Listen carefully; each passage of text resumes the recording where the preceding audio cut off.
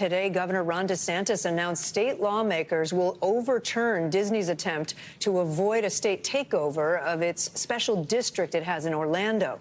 NBC News correspondent Sam Brock is following the latest for us. Sam, walk us through this latest move by DeSantis. There's been a lot of back and forth here. What does this mean for Disney? Yeah, what is the upshot here, Kate? Good to be with you. It was fascinating to listen to Governor DeSantis today, to hear what he had to say, as much as the words that he used as what he did not say. The governor today talking about the fact that Florida has to be a state of laws, not a state of men or corporations ruling on their own. And that's the reason why Disney needs this special district taken away from it. No mention at all, Kate, of what got us here in the first place, the Don't Say Gay or Parental Rights in Education bill. That did not come up. No talk of woke activism, at least from the governor, or anything along those lines about culture wars. He said this is an issue of fairness.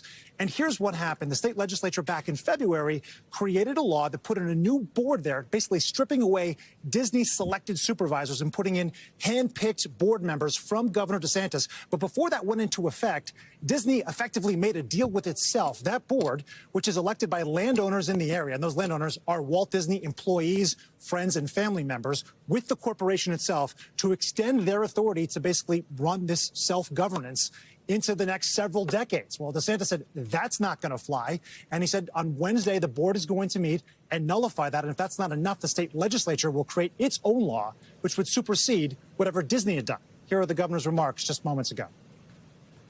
It's basically like a legal fiction. They negotiated with themselves to give themselves the ability to maintain their self-governing status. Now, that's in direct defiance of the will of the people of Florida.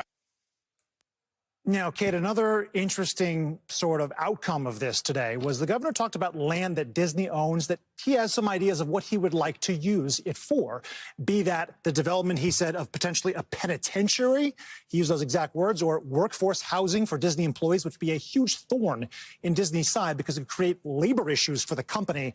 He threw those out there. The big question right now, though, is if it's land that Disney owns but has not yet been used for the actual Disney business itself, does he have the right to do that? Does the state have the right to come in and develop Disney's land for other purposes? But it is very clear that he's sort of waging the next stage of this war and saying, do not even think about pursuing this any further. Right. Other purposes, including the suggestion of a prison or a penitentiary. So Disney CEO Bob Iger, on the other side, has had some strong comments, too. But I take it he's now saying he'd be glad to meet with the governor to discuss. That's exactly right, Kate. So Bob Iger a few days ago had said, we're not going to go to the mattresses over that. Those were his exact words. I would be willing to meet with the governor to try to figure this out. We have reached out to Disney. So far, have not heard any sort of response on what the timeline like that would be. But Governor DeSantis did not mention anything about it in his remarks today. We've got breaking news, and I have to say it's one of the wildest stories and unexpected that I've seen. It came out of a Department of Justice press conference. Let me bring in NBC Justice and Intel correspondent Ken Delaney. And as I understand it, there were a couple of New York residents who were down in Chinatown, which is in lower Manhattan. They were operating essentially a secret police station on behalf of the Chinese government. Am I misstating here? You are not, Chris, and believe it or not, this is not even close to the first time that this has happened around the world. This is a part of Chinese tradecraft, and the Justice Department today has announced a massive case. They've arrested these two individuals and indicted them. They've also charged 46 others, including many Chinese state security operatives, with a huge scheme to target dissidents around the world and in the United States, Chinese dissidents, and harass them and take action against them. The Justice Department calls this transnational repression. And oh, by the way, as part of this, they're also trying to allegedly manipulate U.S. public opinion using fake accounts on social media. What's so remarkable about this is essentially the U.S. accusing the Chinese government of committing crimes in the United States. I mean, they've done it before with hacking and some other kinds of things, but, and you're right, the idea of a secret police station, it goes to the question, the Chinese government believes that they have authority over Chinese all over the world, and whether they're American citizens, U.S. residents or not. And the Justice Department taking firm action today to say that actually, no, they don't, and they can't violate U.S. law, Chris. So I have so many questions. One is, Was it operational? I mean, were they looking to, I don't know, arrest people? Were they doing investigations? Were they sending information on maybe dissidents who had left PRC? When you say they were operating a police station, what were they doing? So I haven't had a chance, I must confess, to digest this complaint fully. But in the past, and no doubt in this case, one of the things they do is they surveil dissidents to inform the Chinese government of their whereabouts and what they're doing and whether they're saying things that are contrary to the Chinese government. And in other cases, the Chinese have tried to kidnap people and take them back to China. And they've even employed American investigators, private investigators. In one case, a former NYPD officer is charged in another one of these schemes with helping the Chinese government surveil Chinese dissidents. It's really remarkable, Chris.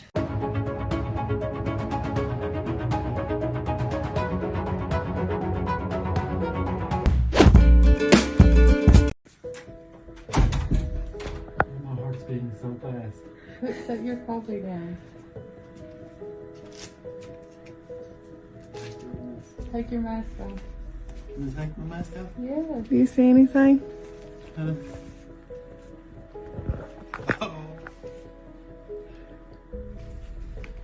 Hey, what do you see? She's such a doll, ain't she?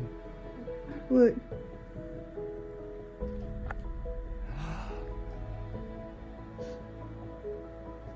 Are you kidding me?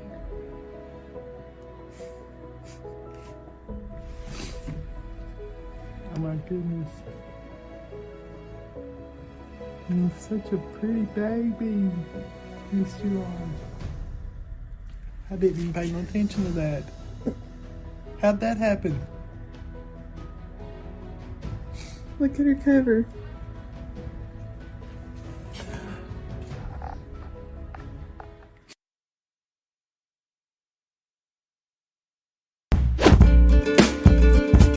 I saw a group of girls. What were they doing? They was dancing, and they were dancing. Then that's when the gunshots went off. I didn't know what was going on. I just saw blood coming down my arm. I got shot right here, and right here.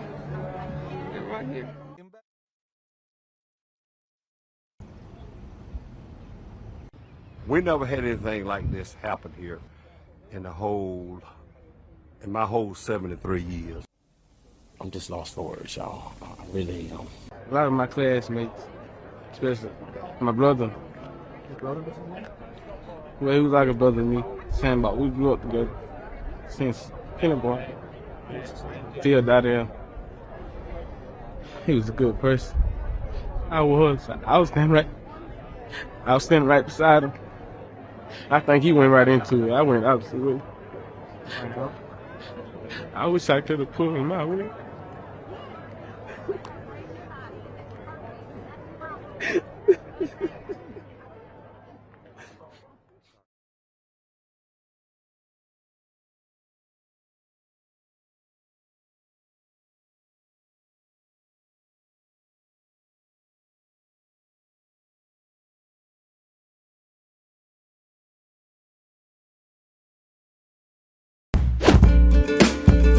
But we begin right here in New York, where former President Donald Trump's congressional allies are taking their fight to Manhattan DA AlvinBragg's backyard with a field hearing they say is about crime. Democrats call it a political stunt, an excuse for Judiciary Chair Jim Jordan and other House Republicans to undermine Bragg's prosecution of Trump by painting the DA as soft on crime. Here in Manhattan, the scales of justice are weighed down by politics. For the district attorney, justice isn't blind. It's about looking for opportunities to advance a political agenda. Let me be very clear. We are here today in Lower Manhattan for one reason and one reason only. The chairman is doing the bidding of Donald Trump. NBC's Ryan Nobles is right there covering this hearing for us from New York City. Also with us, MSNBC senior political analyst Matthew Dowd and Punchbowl News co-founder and MSNBC political contributor Jake Sherman. So take us inside the hearing, Ryan. How long did it last? How contentious was it? What did we hear and see? And what was the mood?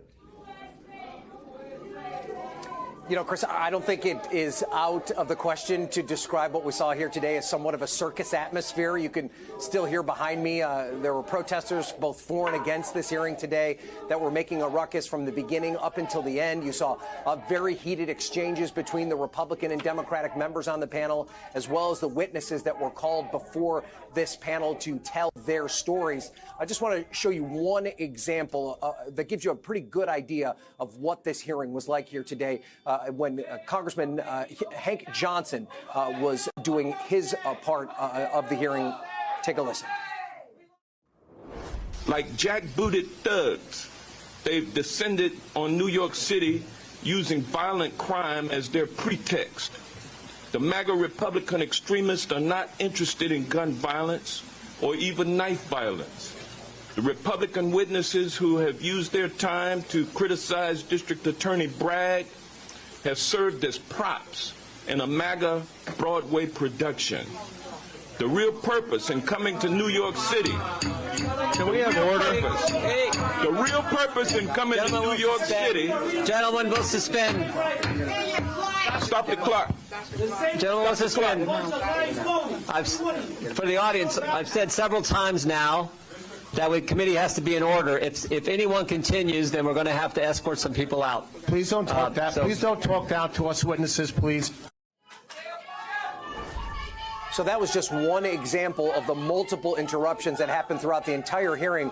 Behind me right now, you can hear as some of the witnesses and members are leaving as the hearing wraps up, that same level of passion and anger, again, from both sides of the aisle.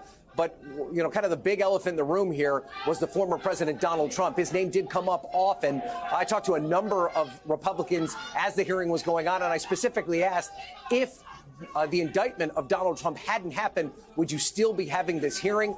They insisted that it was about crime in New York and not about Donald Trump, but it's pretty hard to ignore the correlation here as his House allies try and provide him air cover and attack the District Attorney, AlvinBragg, as he begins this prosecution of the former president.